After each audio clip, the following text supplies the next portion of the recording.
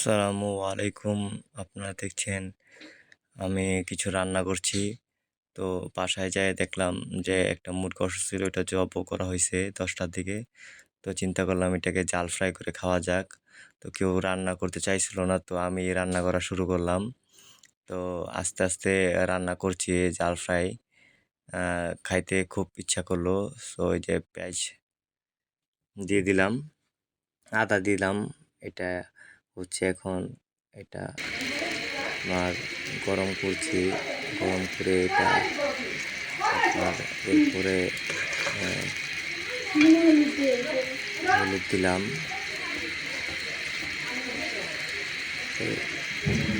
মরিচ মরিচ দিলাম,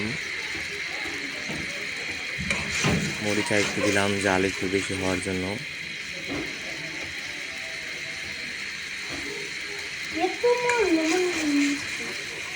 মরিচ দিয়ে লাড়াচ্ছি, এটা একটু জাল হতে হবে, ভালো করে জাল হলে ভালো হবে। লবণ দিলাম,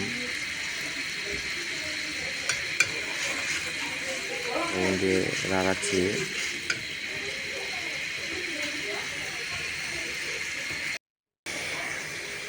এই যে গরম হয়ে গেছে, মোটামুটি কালারটা অনেক সুন্দর আসছে। তো আমি এখন মুরগির মাংস, মানে দেশি মুরগির মাংস দিয়ে দিলাম। দেশি মুরগির মাংস দিয়ে কি জানি ছিল, আবার দিচ্ছি এটা। তো দেশি মুরগির মাংস দিলাম রান্না করে। আমি এর আগেও আপনার রান্না করেছি, আমি মেসে রান্না করেছি এবং আমি একটা টোপ দেখেছিলাম 40 ভেঙে, ওইখানেও আমি সাথে রান্না করে খাওয়াইতাম। তো ওইখান থেকে আবার রান্না করা শেখা। তো আমি মোটামুটি সব ধরনের রান্নাই করতে পারি। তো চিকেনটা হয়ে গেছে মোটামুটি, অনেকক্ষণ জাল দেওয়ার পরে মোটামুটি লাল কালার হয়েছে। তো চিকেনের জাল ফ্রাই বানানোর চেষ্টা করলাম।